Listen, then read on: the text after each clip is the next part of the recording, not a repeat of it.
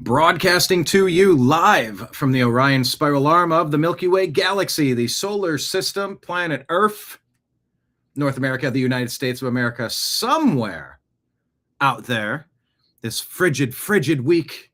My name is Brian Engelman. Today is Thursday, December the 11th, 2025. And this right here, the show that you have found yourself enjoying yet again, is called Strictly Football on the New American Media. Hold on, flag will go up. Hey, look at that. We're not conquered anymore. Conquered, not conquered. Anyway, thank you for being here so much. A division of the Unhappy Hour Sports Show, as I'm going to tell you in the intro to the program, we are going to take a look at all things football. Yes, we got to say a word or two about what happened at that school up north. Holy crap, did that football program of the Wolverines implode? We're going to have a brief mention of that. But we're mainly going to focus on NFL Week 15, the previews and the betting trends for this week in football. Of course, that begins today. Every Thursday, we have Thursday Night Football now. So we're going to talk about this and all of the other craziness in the world of football. Buckle up. Strictly Football happens now. Hi, this is Eric Metcalf, and you're watching Unhappy Hour.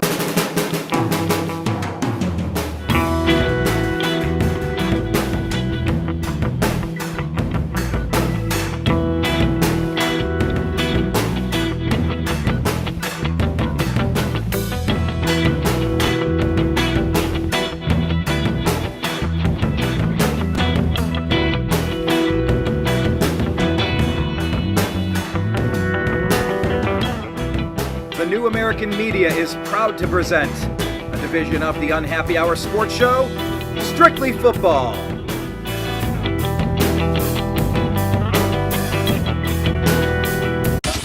It's the Unhappy Hour.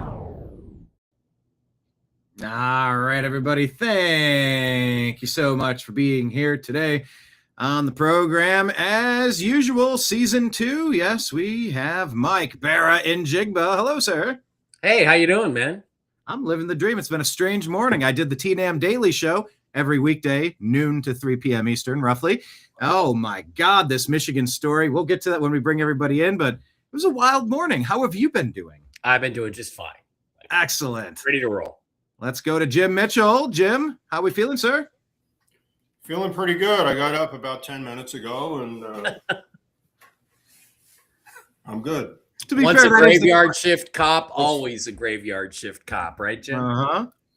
How's my hair look? Good. Here, I switched, so now I got the logo above. I don't own a hat, so I got it. Well, speaking of getting up at the crack of noon, let's welcome Ez'Ryel Robinson. How are you, sir? I'm good, and you? Living the dream. Used to it, man. That's when nice. you get into the military, going to be getting up a lot earlier. Yeah. That's right. Yeah, Izzy, I want photos when you get to Lackland. Yeah, I got you. yeah, we'll get used to it. Just go like that, and that'll be preparing you for your 60s, and that'll be preparing you for military life for sure. All right, Jim, let me boost your audio up just a little bit over here. Gentlemen, look, before we get into the NFL, just around the horn really quick, starting with Mike Bara. Oh my God, University of Michigan. This is a football story. I'm a Buckeye, so I'm happy to see their program implode, but what do you make of this? Well, dude, look, they cheated to get their 2023 national title, or 2024, whichever one it was. I think it was 2020. Or played in 2024. Harbaugh cheated, and this guy was brought in after Harbaugh left to go to greener pastures, taking a page out of the Pete Carroll playbook, and then he just completely melted down. He got fired, I guess, for losing to Ohio State. I didn't watch college football that closely, so. And then he tried to kill himself or something, or the cops are after him, or threatened to kill his wife. I don't know. It's a mess. Maybe Kalen DeBoer will go to Michigan or something. Sure, shit isn't making it at Alabama. Yeah, some people are thinking maybe it's a blessing in disguise, Jim, getting rid of this Sharon Moore. But I don't know. This is breaking news. It's like we're all trying to unpack it. I actually made a call to the University of Michigan because nobody's reporting on the woman getting fired. If you're having an inappropriate relationship with a worker at your college, like an employee of the college, 2 to tango. They're not confirming that. My interpretation is she still has her job, but this is a wild story. What do you make of this?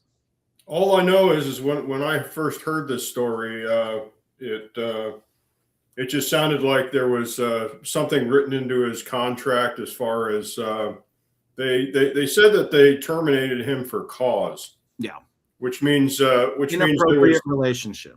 yeah, there was some fine print in the contract, and there was probably an morals clause or something. Yeah. Right. There was an immoral. I don't know if anyone is actually legally married, between the two. I don't know if he's married. I don't know what his marital status is. Yeah, he's married with 3 kids. And did you guys see the quote that came out when he first took the job? He said, "I promise we will smash." He kept his word. I promise we will smash. Oh my God.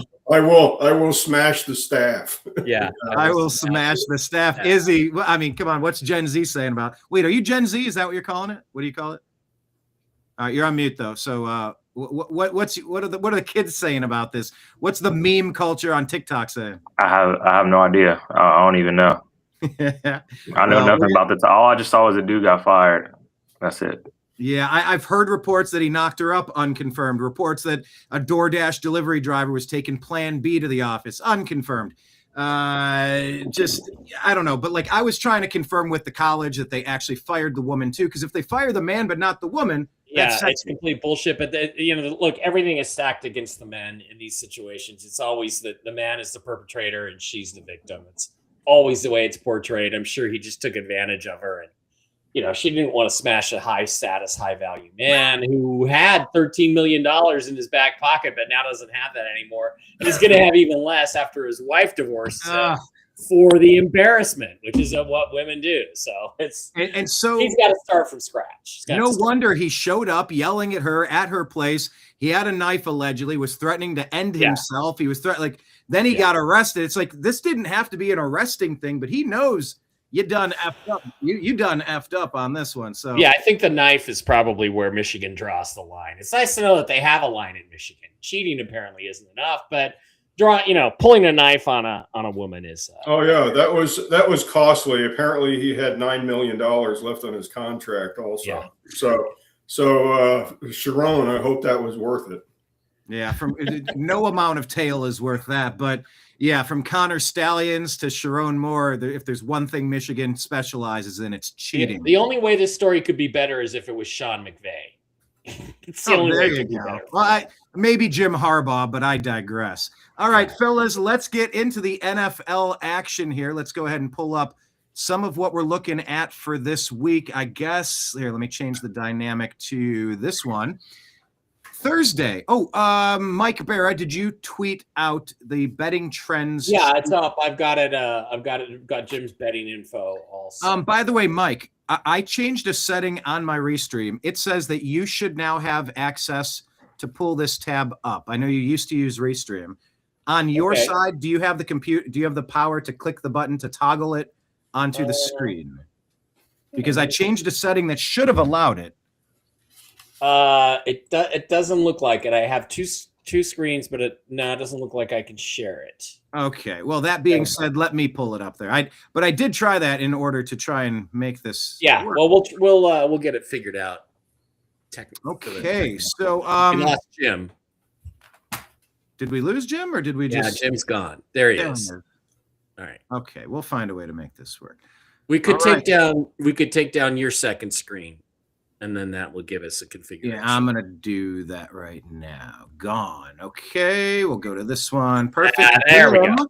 Walk us through Panthers giving 2.5. Hold on, what? Yeah, Panthers giving only 2.5 to the Saints. All right. Yeah. Saints surprised us last week. Are they going to do it again? Jim. Come here. I think we're on the wrong game, guys. We need the Thursday night game. Oh yeah. Okay. Which game is that? Chargers Chiefs? Nope. It's Baker Mayfield's versus the. Okay, so it's the last page. So I got the pages reversed. Okay. Yeah, there we go. Perfect. Thank you. Now we're queued up. Falcons and Buccaneers. Okay, Falcons at the Buccaneers. Game time, the weather's supposed to be pretty nice, 69 degrees, partly cloudy. Drake London, reportedly wide receiver for the Falcons, is out. Oh, he's out. Yeah, it says that he's dealing with a knee injury, and that makes Pitts the go-to target. Right. So the Falcons, their problems continue. Falcons are 9-23 straight up on the road. This is a division game, NFC South. Falcons are 9-16 against the spread as a dog. On Sunday night, Monday night, and Thursday night, the Falcons are 5-3 straight up and against the spread. Kind of an inconsequential number. Kirk, the quarterback, is 7-13 straight up in primetime night games. Yeah, not good. Falcons are 2-3 straight up versus the Buccaneers at Tampa. Last 5 years, Falcons are 4-7 straight up versus the Bucs. Buccaneers are 15-6 straight up as a home favorite. Baker Mayfield is 20-32-1 against the spread as a favorite. Favorites of 20-32-1. Yeah, that goes back a ways. I might update that number, just to include since he's been with the Bucs. Favorites of 4 or more points are 74, 28-1 straight up for you money line bettors. that's a trend curve. Yeah, that number is getting wider, as far as when Vegas installs teams as a 4-point favorite. So there's a big disparity between the wins and losses in that stat. So would you bet this game? No, I'm going to leave this game alone. The Falcons historically play the Bucs pretty tight at Tampa. I think based on that 2-3 straight up number, that number is probably slightly inflated. I think Baker's probably still having problems with his left shoulder, but he's expected to play. I have a couple of marks here.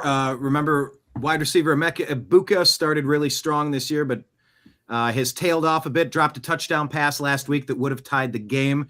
He took accountability for it.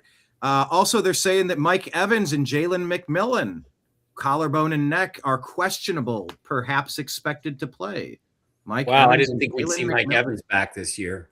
Yeah, also an indication on this number that was originally posted. This number opened at 5.5. Last night it was Buccaneers 4.5. So there was Falcon money coming in on this game, and the number went back to 5.5 this morning. So the current number at Boyd Sports is 5.5. All right. Well, that is today's game on Prime Video, Amazon Prime, at 8:15 tonight. Second game you have on the big board, I believe, is Browns at Bears, Jim. Okay, Browns at the Bears. That's a lot of B's right there. Right. The Bears opened at 7.5 Monday, and they are still 7.5. Game time is 12 degrees and sunny. But the temperature is one part. I believe actually, let me just pull this off here. I believe one of the big concerns is going to be the wind chill. -20, -30. It might be one of the colder games in NFL history with the wind chill, perhaps. Yeah, the wind chill in Chicago. Imagine that. It's going to be windy at Soldiers Field. Windy City. The over-under in this game is, what do we got here? It opened at 40.5, so the number's low. It was bet down to 38.5. So they don't expect a lot of points to be scored in this game, and they pretty much counting that the Browns are going to keep that number down based on their defensive play this year. The Browns are 21-35 against the spread after losing a game. The Browns are 1-5 straight up on the road this year. They are 1-10 against the spread. Their last 11 road games. Bears are 21-35 straight up, and again, favorites of 4 or more. 74, 28-1 straight up. Just an indication, I heard on, I was listening to Jim Rome's podcast, and James Kelly came up with a stat. Williams is last in completion percentage as far as quarterbacks rated. So he throws the ball a lot and doesn't complete a lot of passes. Also, he's rated 20th in yards per attempt. I think Mike was speaking about that stat as far as quarterback ratings a couple of days ago. Yards per attempt. You think that that stat's not a very accurate stat, Mike? Well, no, I don't know about that. It does show you whether a guy throws deep or not. But Caleb Williams seems to throw deep plenty of times when he needs to, and he's usually pretty accurate. So to me, it's the EPA, estimated points per attempt, or estimated yards. That's bullshit. That's just somebody's opinion. Whereas yards per attempt is a little bit more of a quantifiable stat. So I don't know. These first two games, I like the Bucks and the Bears on the money line. I might even put them in a parlay. So, a couple of things to keep note of. Quinshon Judkins of the Browns, running back. He leads NFL rookies with 784 yards rushing this year, tied for first in rushing scores of 7.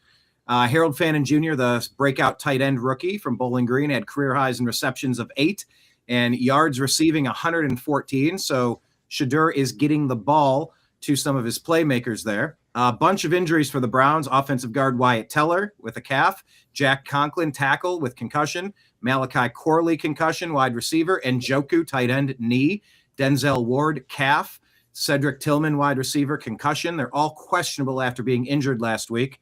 Yeah, field on Myles Garrett, who's only 2.5 sacks away from matching the NFL single season record. Yeah, this is going to be Caleb versus Shadur, and that makes it an intriguing game from my perspective. Izzy, what do you think on this? You have thoughts on what you expect to see in the super freezing cold temperatures of Soldier Field? Hopefully both quarterbacks ball out. I don't know if Shadur's going to put up a great game with the offense they have and the amount of how cold it's going to be. But, hey, I hope they both play good. Yeah, they're saying not a huge expectation. Right. Yeah, it's going to change things. 7-degree temperature, winds of 10 to 15 miles an hour, wind chill -15 to -20, making it one of the coldest games in Soldier Field history, potentially the 6th coldest by kickoff temperature in the NFL. So, this is a real big deal. This is not just normal. Oh, it's pretty cold in December. It's going to be brutal. So bet accordingly. Ravens giving 2.5 points at the Bengals. Only 2.5 there, Jim. Yeah, 2.5. The game opened at 2.5, and it is still 2.5 as of this morning. I really don't understand why the Ravens are a 2.5 point favorite in this game. I would, at best, I would probably make this game a pick'em. Just one thing I heard last night: T. Higgins is out on concussion protocol, so I think he was activated last week and he's out again. So no T. Higgins in this game. Ravens are 4-9 against the spread in 2025. Lamar is 29-13 straight up. He is 26-12 against the spread as a favorite of -3 or less, or as a dog. Joe Burrow 19-8-1 against the spread after losing a game. They lost the game to Buffalo last week. So this is one of the teams that will probably bounce back. Not necessarily win the game, but stay within the 2.5. And remember, the Bengals had that game in their pocket. They let it slip away. So, yeah. Game time temperature, by the way, 16 degrees and partly cloudy. The balmy temperature of 16 degrees compared to Chicago, I guess. Balmy. Right. I got this stat in question marks right here. If the number goes to 3 points up from 2.5. Joe Burrow is 20-2 against the spread as a dog of 3 or more points. So that would be important if the number went up a half a point. But right now you got 2 in the hook. Burrow is 8-1 straight up his last 9 games. Bengals are 2-3 straight up at home versus the Ravens, and the Bengals are 4-6 straight up versus the Ravens the last 10 games. So again, division game, AFC Central. So I'd go ahead and take the 2.5 in this game. In fact, I think this is probably my second best pick of the week here. Ravens have to have this, right? I mean, if they don't have this, their season's it is over. So they got to have it. I'm not going to call this a lead pipe lock, but I like the Bengals in this situation, especially coming off that loss at Buffalo. Next game, Cardinals at the Texans. Kind of a quasi corner TV game, although the Texans are coming on strong. They've got probably the highest rated defense in the league. It looks legit for sure. Yeah. Texans, this game opened at 9.5 on Monday evening. It is still 9.5 as of this morning at Boyd Sports. The Cardinals are 26-10 against the spread on the road. Probably an inflated number, when Kyler was playing a couple of years ago. Texans are 10-5 straight up at home. That's a good number. Favorites of 4 or more, 74, 28-1 straight up. Double-digit favorites, if this game goes to 10, would be 16-14 against the spread, and 29-4 straight up for you money line degenerates. So, Mike. Me. I already got my parlay. Bears. Yeah, raise your hand, Mike. That's a true degenerate. Making out your parlay. During the show. During the show. Look, if the Cardinals win this game, the NFL is rigged. There's no way they win this game. None. So no way. Not a chance. On the road against one of the best defenses in the league. Come on. And now the spread, I don't like. I'm not touching that. All right. Okay. Jets and Jaguars. This game. Tyrod. This game opened at 11.5. Jaguars. It has been bet up to 12.5. 73 degrees and sunny with sinkholes in Jacksonville. Jets are 17-30 against the spread on the road. They are 6-3 against the spread as a dog, believe it or not. The Jets are 1-11 straight up versus teams with a winning record. And yes, the Jags still have a winning record. Tyrod is 7-1-1 against the spread. Pretty good. That's a good number. Yeah. Especially looking at 12.5. That's a good number. 4 points or more, 74, 28-1 straight up. Double-digit favorites. This is a legitimate double-digit favorite game. 16-14 against the spread. 29-4 straight up. So this is a money game, a money line bet with no value on your bet whatsoever, laying 12.5. Okay. Mike? Yeah, you got to bet the money line on this one? Why not? Why not why not make it a 14 parlay? Yeah, you can't hedge this game. It's a morning game, Mike, so you can't hedge it.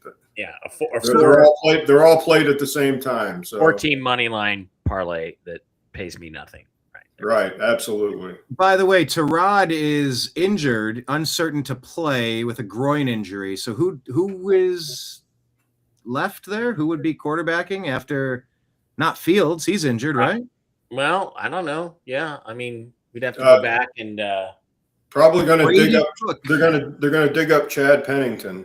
Yeah, Chad Pennington. No, it says undrafted rookie Brady Cook could potentially make his first start because Justin Fields has a knee injury. Brady Cook, undrafted rookie Brady Cook. Wow, I think he's all from Missouri. Missouri is. I love Mizzou. 6'2", 215 pounds, rookie from Missouri, undrafted. I love the 12.5. Lay the wood and take the Jags. There you go. Rod's not playing. That's All probably why that may be why the number moved. Could be, yeah. All right. All Let's right. keep it flowing. Next one. Mike, switch the page on there. Turn the page. Yeah. What do we got? Chargers, Chiefs. Chiefs giving 4. Hold on. Chiefs are giving 4.5. They're favored. Yeah. To the Chargers. In what universe is that a thing? Okay, go ahead. Chiefs The are Las favored. Vegas universe where they got the refs in their back pocket. That one. Yeah, that one. All right. That's fair. Better than that, Brian. This game opened at 4.5. As of this morning, the Chiefs are now 5.5. And that's probably based on Mike's stat. You know, the Chargers just got done playing Monday Night Football, and That's true. they got beat up pretty good. And their quarterback had surgery on his hand, but he got it re-injured. He's pretending. He said it's mostly fine. No. A mostly fine X-ray means you've shown problems. It's not fine. He's putting on a tough face, but he's messed up that other hand pretty bad. Yeah, Harbaugh was on Sports Center, you know, telling everybody what a tough guy he is, you know, and I'm not doubting. I mean, Justin Hebert, you know, is a tough guy, tough quarterback, and He is. But when one of your tires is flat, there's only so much your vehicle can do. Like, yeah, Toyota makes a great 4Runner, but not on 3 wheels. You only have so many hands and shoulders and ankles and hips. Like when you get hurt, it messes you up. I guess the Chiefs are still technically alive for a Hail Mary playoff spot, meaning, Mike, like you said, if there's ever going to be a chance for those refs to jump in and make sure you will them to victory, they're out of time. There's no more leeway to let them. Yeah, you know, have to rig the shit out of it. I just don't trust the refs. I mean, I hear you. So like when you bring the Chiefs up, I just don't even want to bet the game. I just don't trust them. Will they help? You'd think if they were going to help the Chiefs this year, they would have helped them in previous couple of games, but I don't know. Yeah. Right. Chargers at Chiefs, 22 degrees and partly cloudy at game time, so it's going to be cold. San Diego, you know, is a palm tree team, you know, but they normally play the Chiefs tough. Chargers are 15-6 against the spread versus the AFC. They are 11-1 straight up versus teams with a losing record. That's a big number. Is that Khaleesi, Mike? Nope, that's on Jim's end, I think. No, Jim don't have an indoor cat. No, that's Brian. That's Mr. Nimbus. Izzy knows Nimbus. Izzy lived with Nimbus for a while. That's a great name, Nimbus. Yeah, he's a dark gray storm cloud for sure. He's matured over his 19 and a half years with me. What's his first name? Cumulo? Yes. Yeah. Cumulo. There he's gonna jump. I like All right. Teams that play on Monday Night Football. We mentioned before, the week before are 12-15 straight up. Kind of an innocuous number, but they are 9-17-1 against the spread the week after. The Chiefs are 6-6 against the spread, dead even. Chiefs are 3-2 straight up at home versus the Chargers, not a commanding number. But the Chiefs are 7-3 straight up versus the Chargers the last 10 games. Chiefs are 3-2 against the spread as a home favorite, but they're only 1-7 against the spread versus winning teams. Not good. Patrick is 23-7 straight up after a loss. He is 36-7 straight up versus his own division. Patrick is also 24-3 straight up when the temperature is 40 degrees or less. So he's a good cold weather quarterback. Favorites of 4 points or more, 74, 28-1 straight up. Not going to bet this game. Division game. These two teams always play each other tough. I think I might have tried this one if the Chargers hadn't played Monday Night Football, but I think they got banged up pretty much, and I think we got two walking wounded teams here right here. Yeah, I just think the Chiefs are toast. You never count them out like Freddie or Jason until it's finally done, but they just seem like toast. That's my thought. I can feel it. I can just feel the age and the injuries, and I think the Chargers are fighting. The Chargers feel like they have a chance this year, and the Chiefs feel deflated. That's what my energy meter is telling me. But yeah, they had a lot of camera cutaways at the Chiefs game. I don't know if you guys noticed that they had a lot of cutaways to Kelce's body language is not good. Well, he had several drops, 2 or 3 really bad. Yeah. It's below not good. All right, below. Let's look below the Chiefs-Chargers game to the Bills-Patriots. Bills are giving 1.5 in New England. Right. This game opened at 1.5, and it is still 1.5 as of this morning. 31 degrees and snowing in Foxborough on Sunday. Ooh, Bills are 18 and 15 against the spread. The Patriots are 2-3 straight up at home versus the Bills. They are 4-6 straight up last 10 games versus the Bills. But the Patriots are 10-0 straight up. And they are 8-2 against the spread the last 10 games.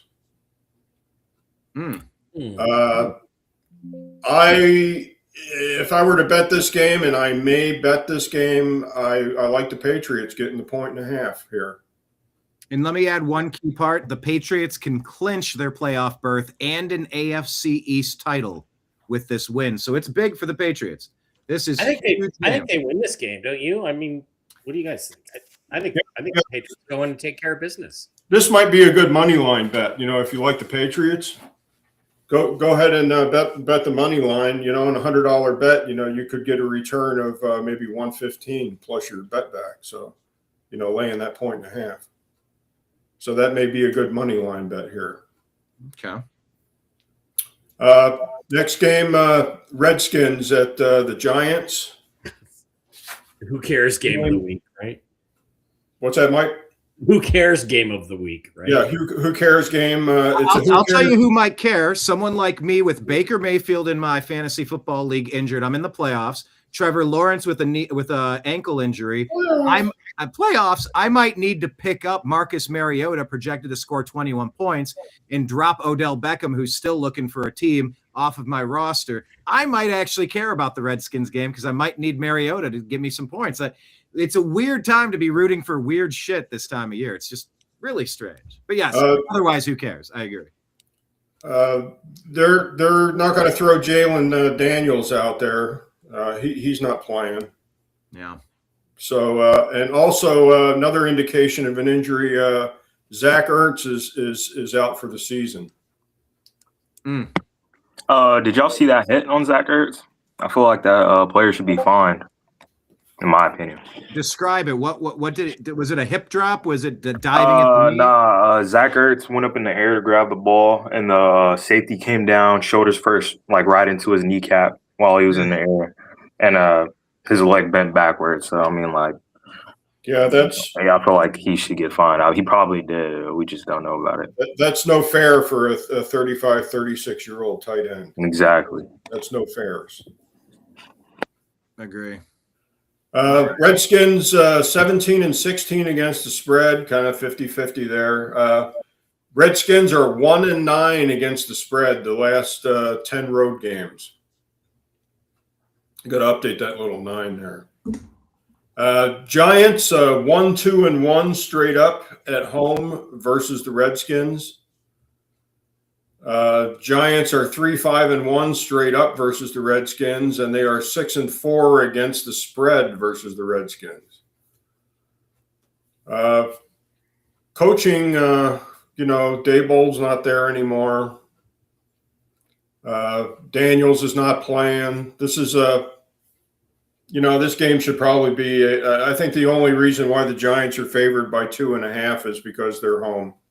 And that's the only reason. If this were on a neutral field, this would be a pick 'em game and a we don't care game.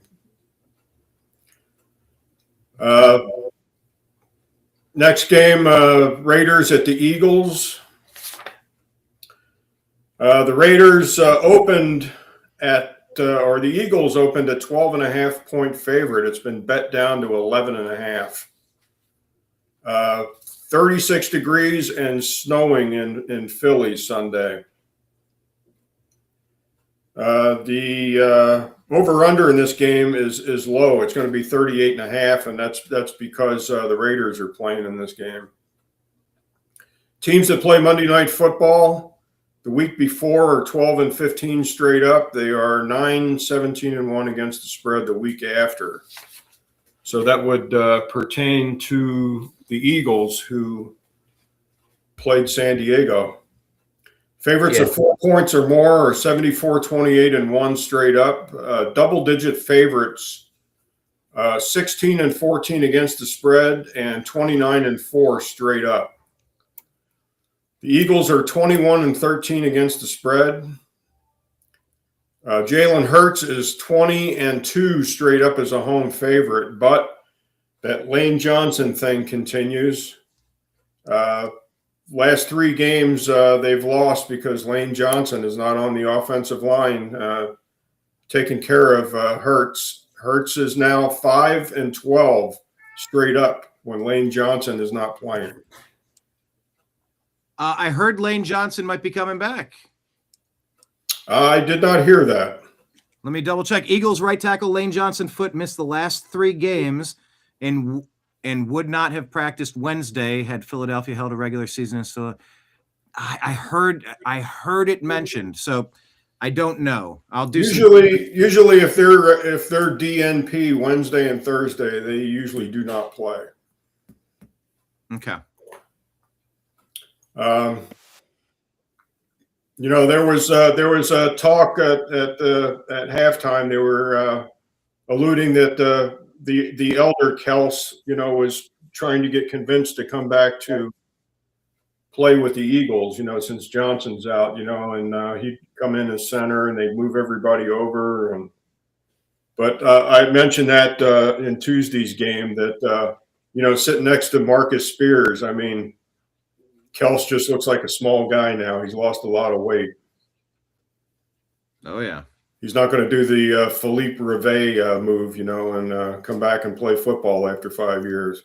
Yeah, it doesn't look – I mean, Lane Johnson is trying to return to practice this week, but it doesn't look very promising for him playing. I'll say that. So, yeah, I mean, look, we're talking about players coming back. You got Phillip Rivers signing with the Colts after several years, and it's going to reset his Hall of Fame eligibility now. It's going to kick it another 5 years down the road, which kind of sucks. But yeah, I was going to mention that. But yeah, kind of weird. By the way, I asked Grok to come up with another name, something hilarious that signifies lead pipe lock of the week, but something different. And they came up with one kind of funny. This bet prints money faster than the Federal Reserve. That one was kind of funny. I like that. I've heard that before. All right. We all know about the Federal Reserve. Oh, we do. We'll have to get Izzy caught up on that one of these days. All right, let's keep it moving here. What do we got? Packers giving 2.5 to the Broncos, or are we still doing the Lane Johnson? No, I think we're done with Lane Johnson. Okay, yeah, Packers giving 2.5. Oh, on the road in Denver against the Broncos. That always matters. Yeah, this game opened at 2.5 on Monday. It is still 2.5 as of this morning. Over/under is 42.5. Game time temperature in Denver, 61 degrees, partly cloudy. Packers are 21-5 straight up December and January in the regular season. The Broncos are 5-8 against the spread this year. They are 22-30-1 against the spread. Broncos are 11-0 straight up at home. Pretty strong. Broncos are 4-7 against the spread as a dog of 4 or fewer points. Obviously, looking at the 11-0, I'm not totally sold on the Packers this year yet. I'm not. I think going to altitude. The Packers coming into Denver. Broncos 11-0 straight up at home. I think they want to probably widen the lead in the AFC West. And I would go ahead and take the 2.5 here. If I were Really? that game. See, for all those reasons, this is a hard game for me to think about betting because I'm like you. I'm not completely sold on the Packers. They've played better of late. Jalen Hurts has played better. They're playing the Broncos, who have a really good defense. They're playing at altitude. But do the Broncos really have that much motivation? I mean, they're pretty well locked up. There's always a drop-it game, but usually when you drop a game, it's to an inferior team you should beat. And I think a lot of people think this is a big game. Broncos still have something to prove. I mean, I don't know what the mental attitude of either team is going to be coming into this, except the Packers want it more. So I don't think I'd touch this game. I have no idea what's going to happen. No, I'm not going to bet this game. All right. You got any comment on this game, Brian? No. Just once again, just thinking of the altitude and how that matters. At this time of year, I think it might even matter more. That's all. All right. Let's press on then.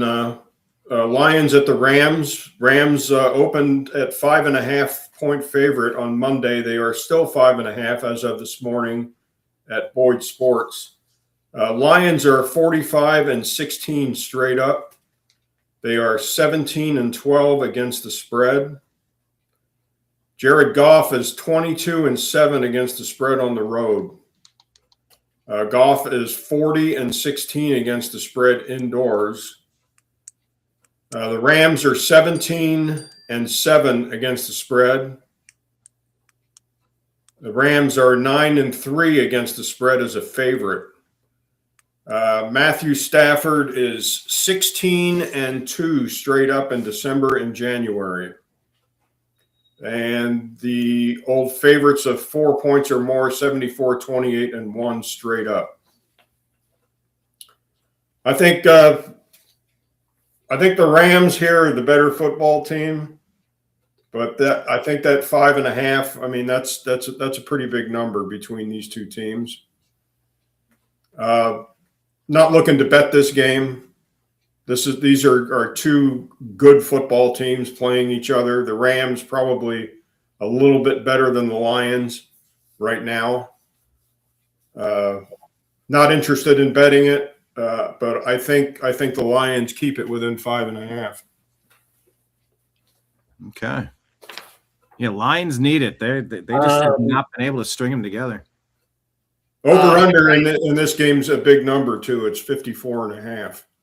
Oh yeah.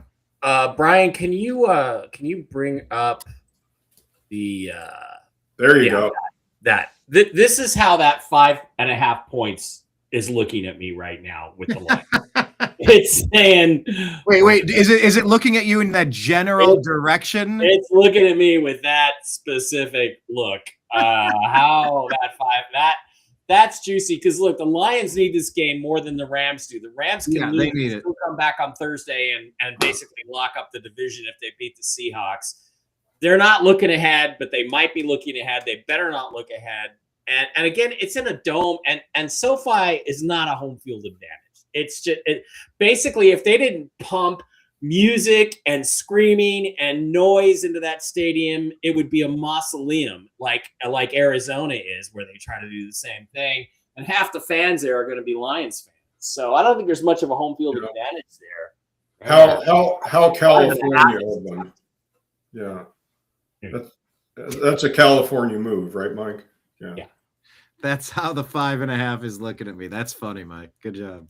Yeah, that's a good argument. I mean, this may be a neutral field, if the Rams had any fans, and let's let the Rams, they should go back to St. Louis. Right, it's not quite a neutral field, but it almost is. And if they didn't, pump in all the constant music and noise and Aaron Donald retired screaming at you from the screens, it'd be dead in there.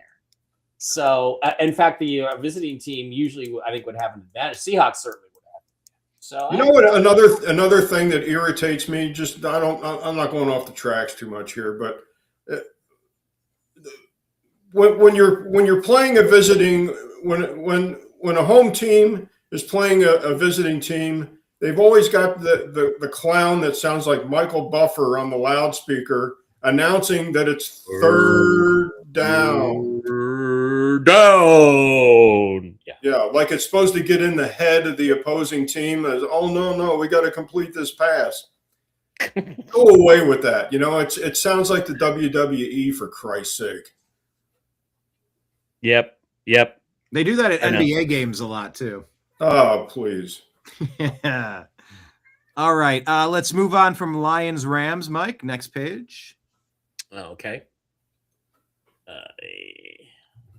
Panthers at Saints. There we are. That's where we started. Comes full circle. NFC South game. This game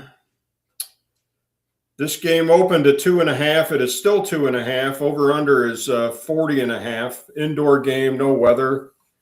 The Panthers are 5-18-1 straight up on the road. They've been a little bit better on the road this year than that number would indicate.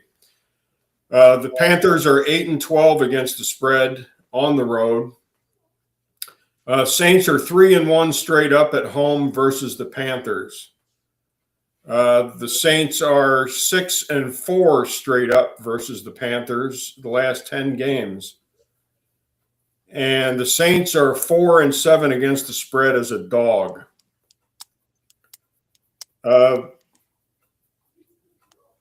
If I had to bet this game, I'd go ahead and take the Saints and the points in this game. I think they showed well last week against the Bucs. 2 division games in a row. They're stronger than Tyler Shuck. They are. They seem like they play hard for him, and yeah, they're at home. So Yeah.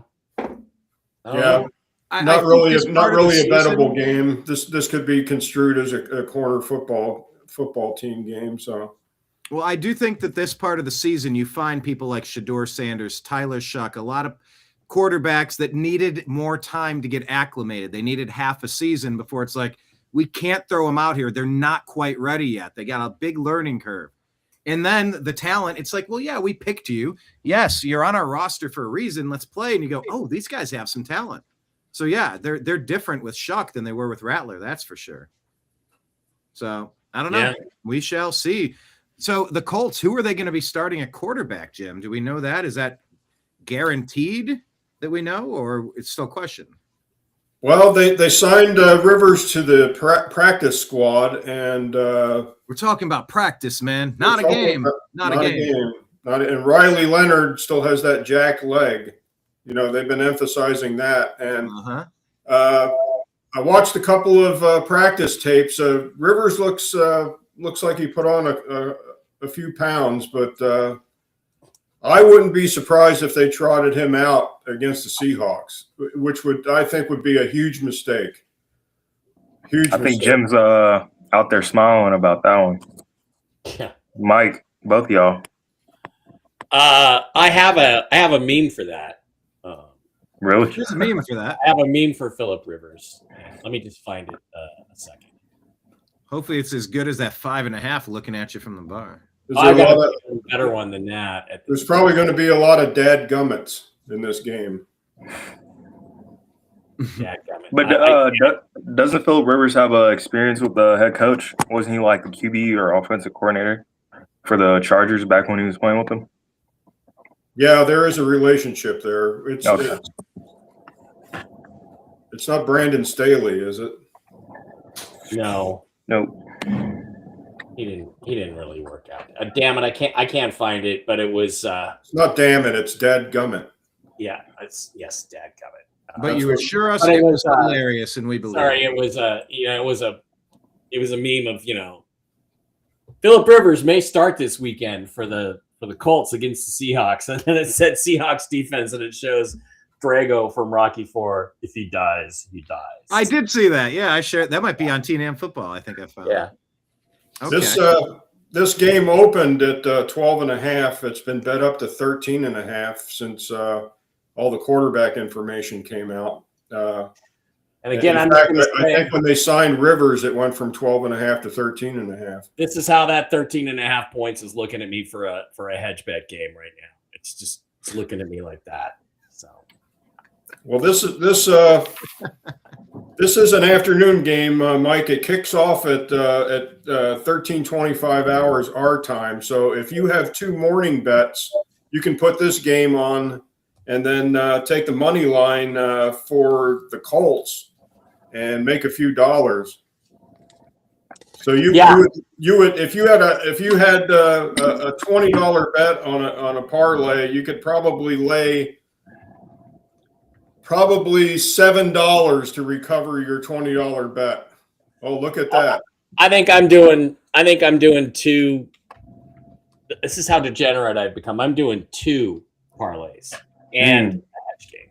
So obviously you didn't go to the strip club last night, Mike.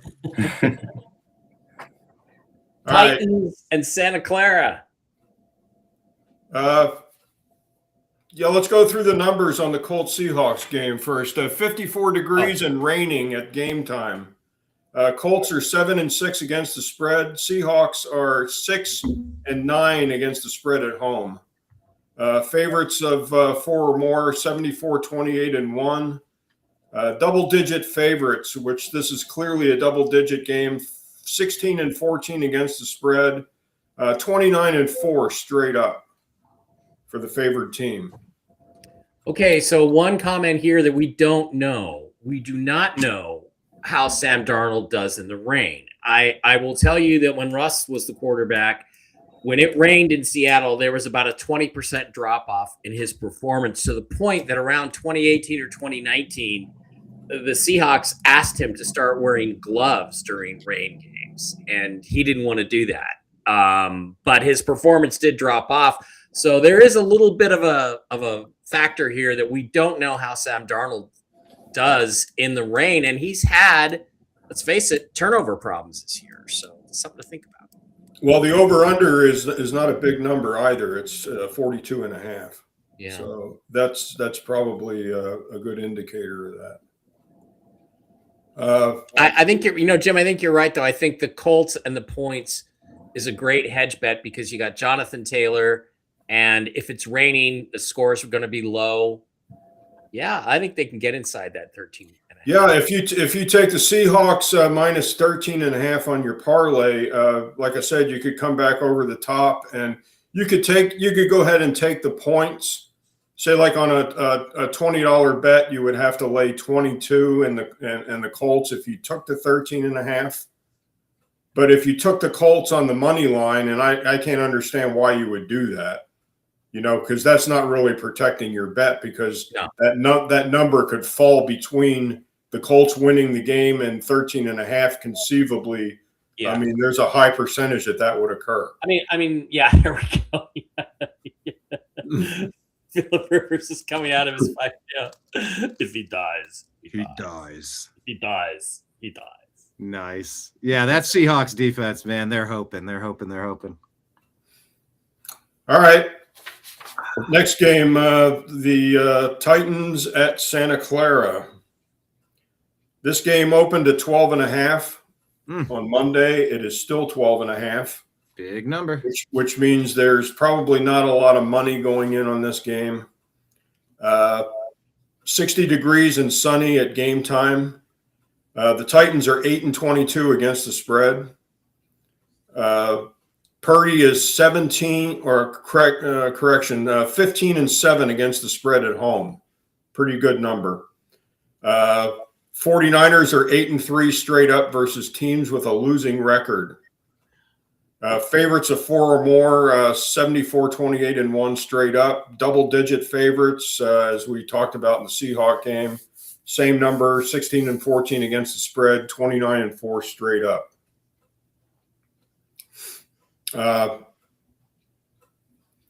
How's McCaffrey doing, Mike?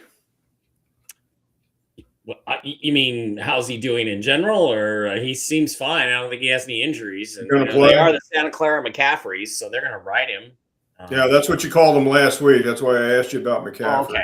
Yeah, the Santa Clara McCaffreys. Yeah. So the play here would be lay the lumber, and take Santa Clara. Do the 49ers have a look ahead game? Do you got that up, Brian? Which one? The Niners? The Niners. Who are they playing next week? Do we know? Oh, I'll look it up. Give me a sec. Because Mike brought up that look ahead game with the Ram game also. Yeah. San Francisco is playing the Titans this week, and then they are playing the Colts and then the Bears. Yeah. Okay. Colts are in free fall mode. They're going to need that one. Yeah, so Santa Clara is probably not looking ahead on this game. They probably got 2 layups here.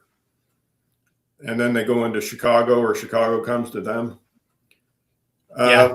Who do the Rams got next week, Mike? Seahawks. Seahawks on Thursday. Yeah. Yeah, that could be a laydown game for the Rams. Yeah. They may be looking ahead to the Seahawks. If they sweep the Seahawks this year, that would look good for their standings. Well, I don't think there's much chance of a letdown with the Lions coming to town. But here's the thing: if it's a struggle, they fall behind or something, by a couple of touchdowns, I can see them kind of saying to themselves, well, this game's not really that important. The next game is, because the Lions are not going to be fighting us for the number 1 seed. So, we'll see. Yeah, that's good. That's also looking at the schedule. That's going to be a late afternoon game. That game starts at 13:25 Pacific time. So that is probably the best afternoon game. Is Lions at the Rams? Yeah, most competitive. Yeah, so that's probably going to be the most broadcast game. Yeah, that's the national game for sure. Right. Next game would be the Sunday night game, the Vikings at the Cowboys. Cowboys are a 6.5 point favorite. They opened at 6.5. They are still at 6.5. Vikings are 4-5 against the spread as a dog. They are 4-3 against the spread when a dog of 4 points or more.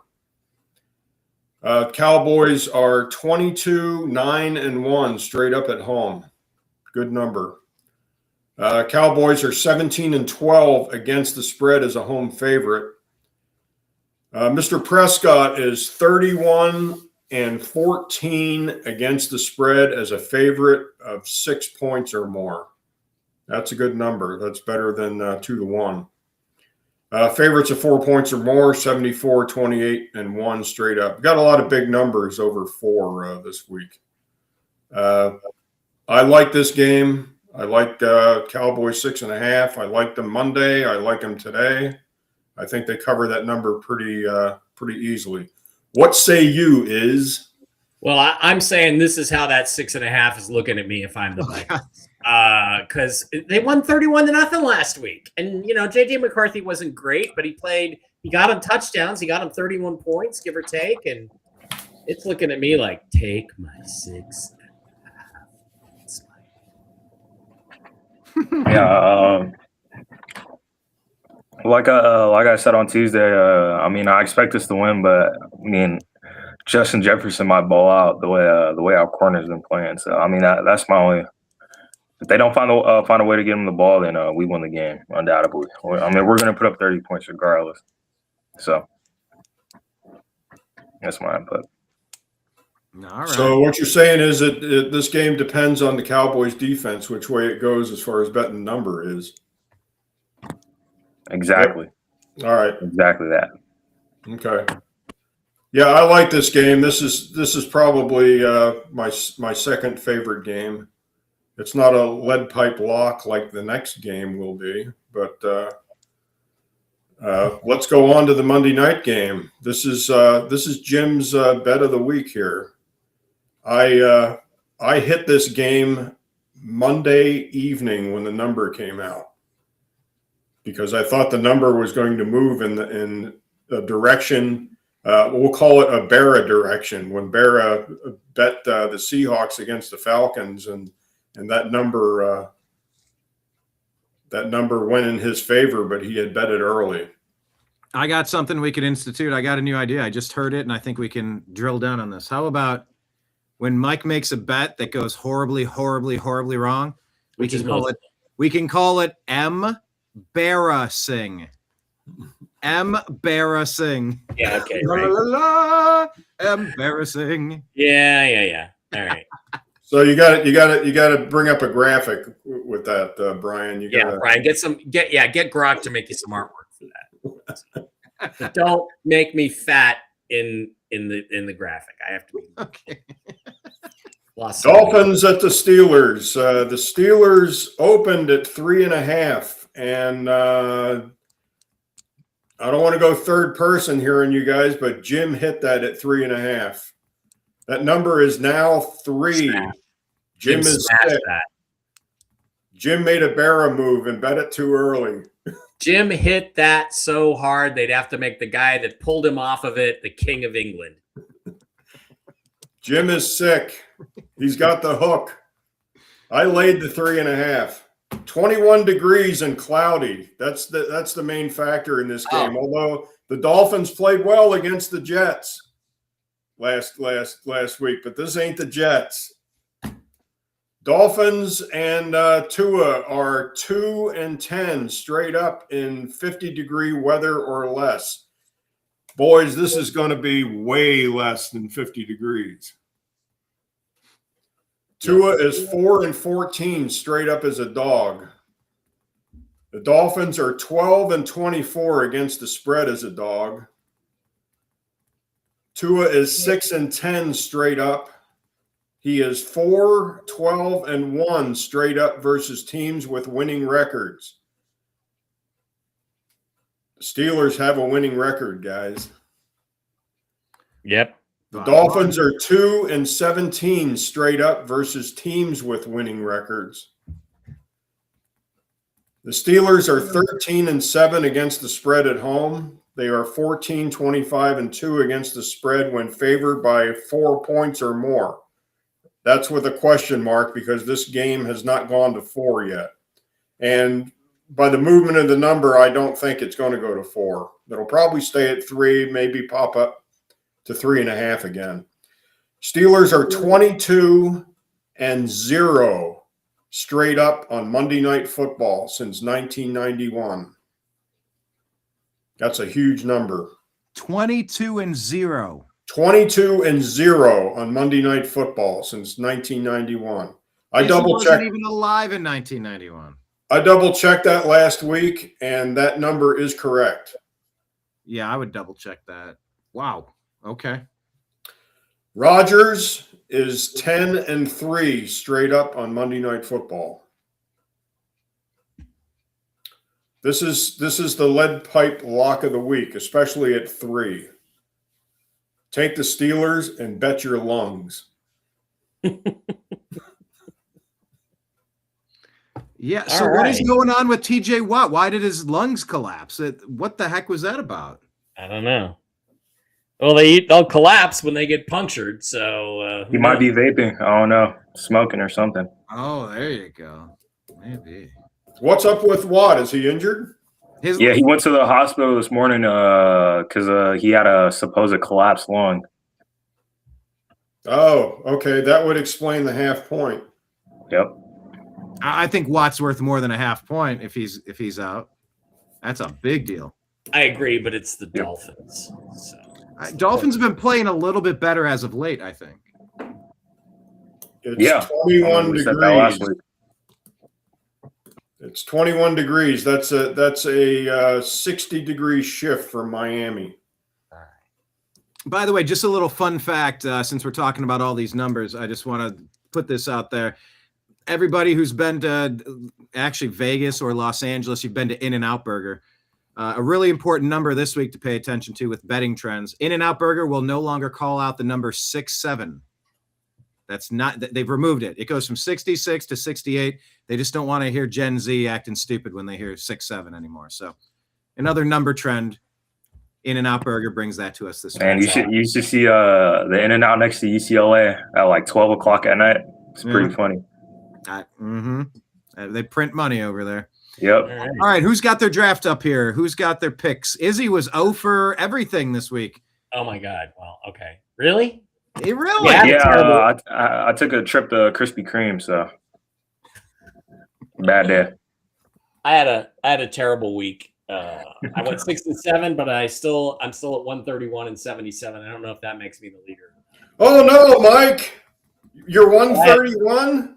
I'm 131 and 77. I went 9-5 last week. I am 133 and 75. Fuck you, Jim. And by the way, I'm 2 back of you at 129.79. So I mean, we're all sort of striking distance, but man, that's a huge. We were both 6 and 8 last week, Mike. You and I. All right, so let's go to this week's picks. Atlanta, Tampa Bay. I'm taking Tampa. I don't care if Baker's injured.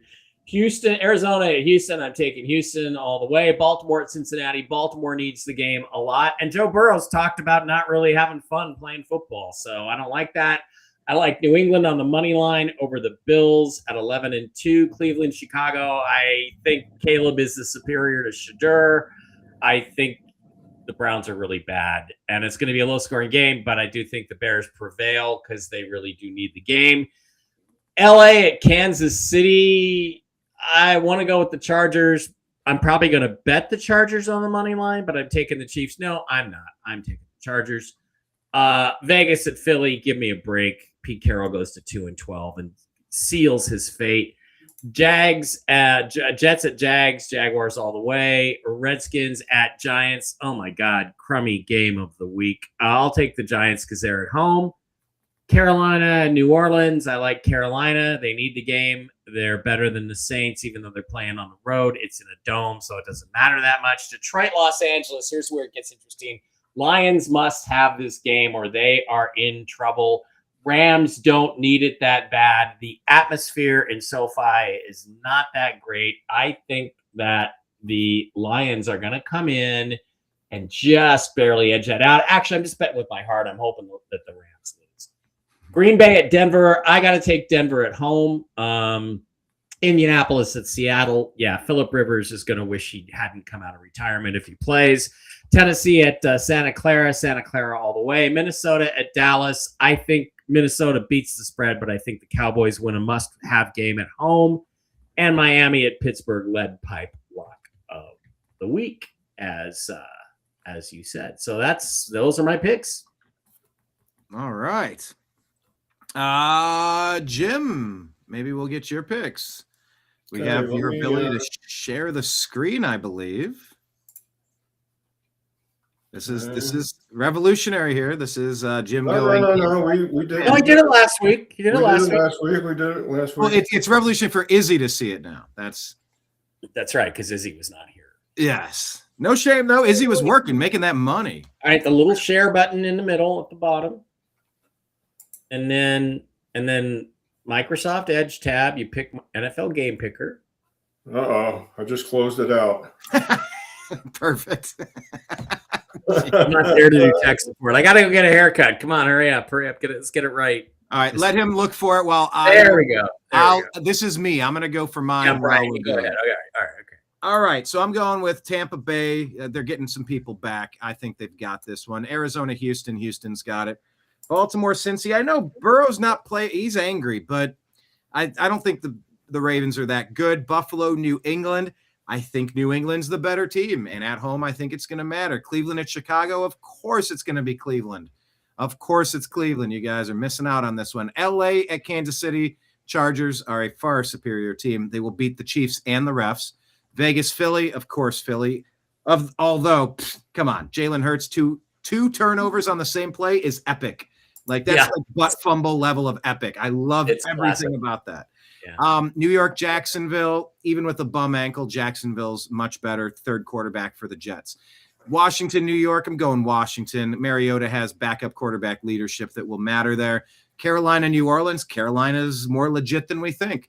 Detroit, Los Angeles, I am going with the Rams. A much better team this year for some reason. Green Bay, Denver, I don't think 11-2 is accidental, and at home matters. I'm picking the Broncos. Indy at Seattle. Jeez, I think Indy's just going to keep tumbling. Go Seahawks in this one. Tennessee at San Fran. Give me a break. Minnesota at Dallas. Going Dallas. Miami at Pittsburgh. I'm going Miami for my picks of the week. Did Jim get his screen working? Share. Yeah. Oh, I heard the button. Oh, there we go. James Mitchell. There he is. Confused with Paul Mitchell Hair Products. There we go. He's 133 and 75. Currently in pole position, but we got our eyes on you, Jim. Who you got? I got Thursday. Tonight. I'll go ahead and take Tampa Bay at home. I went ahead and took Houston at home against Arizona. I like the Bengals to beat the Ravens straight up. I like New England to beat the Bills straight up. I don't think the Bills are really that strong as a team. I will take Chicago, sorry, Brian, to beat the Browns. Hey, better draft position if it happens. Same argument. I'll go ahead and take the Chiefs at home against the Chargers. I think San Diego got beat up a little bit last week on Monday night. Plus, they got one day less of practice. I'll take Philly to beat the Raiders, but I do not like that number. I'll go ahead and take the Jaguars against the Jets, and I will take the Giants to beat the Redskins. Neither one of these teams have anything to play for, but I'll take the home team. I like the Saints. I think the Saints are on a semi-roll. I think in division they will beat the Panthers. I like the Rams to go ahead and beat the Lions. I'll take the Broncos against the Packers to win the game. I will definitely take the Seahawks at home to beat the Philippe Rivets. I will take Santa Clara. Wait, to beat the who? The Philippe Rivets. Okay.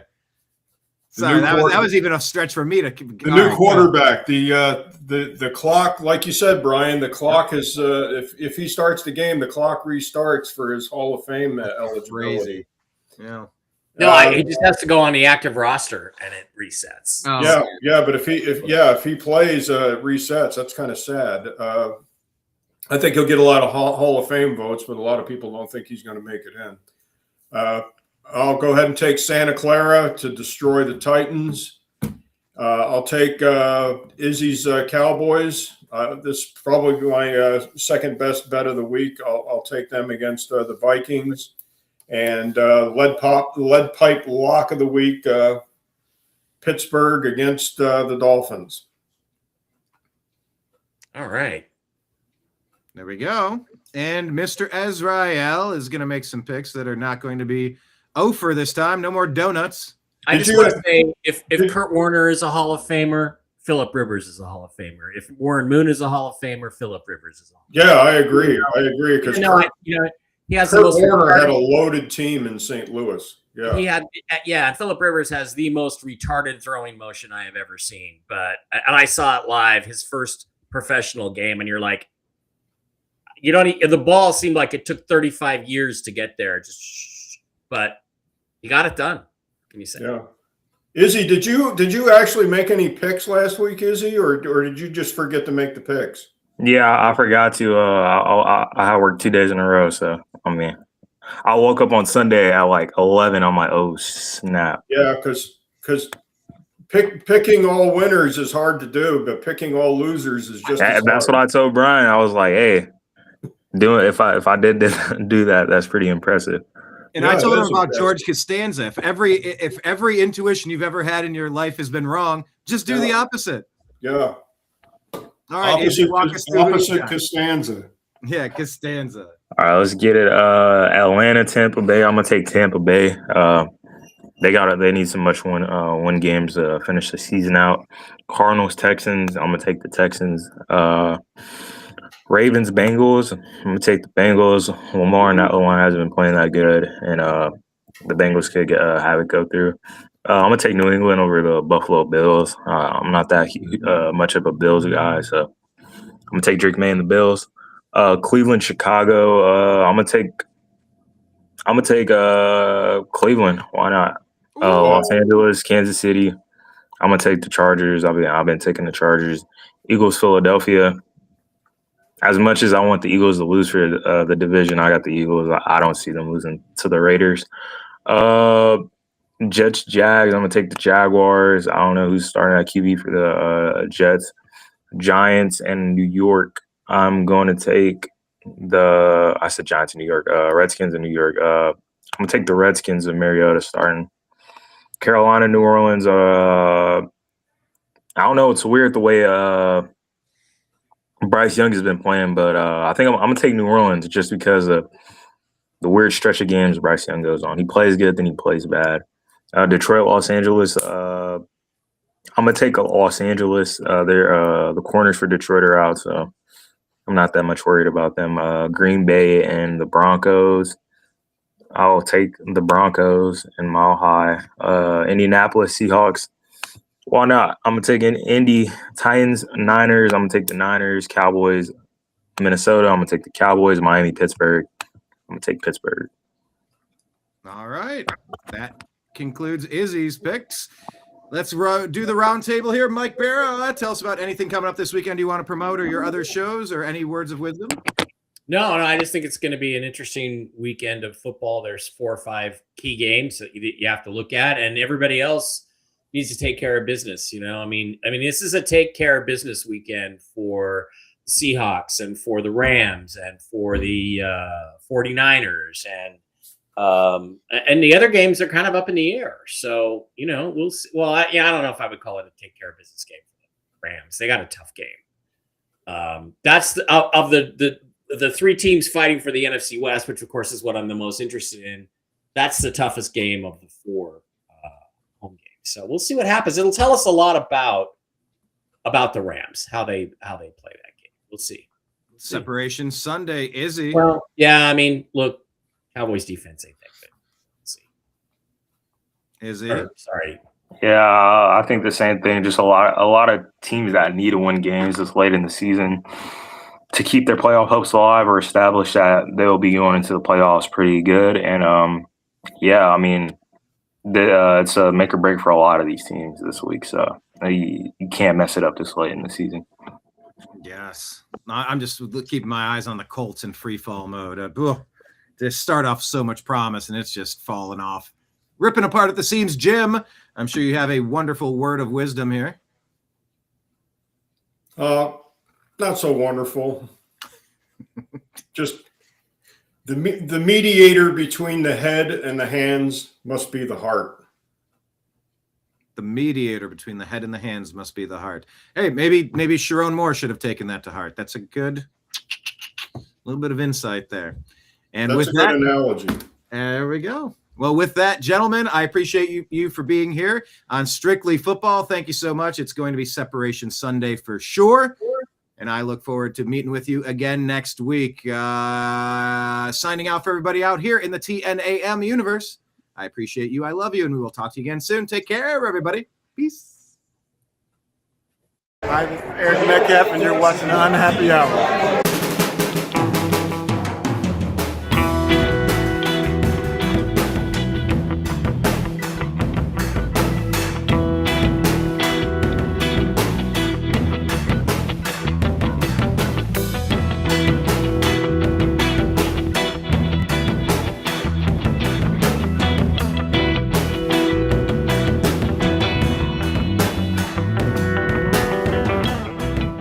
New American Media is proud to present a division of the Unhappy Hour Sports Show, Strictly Football.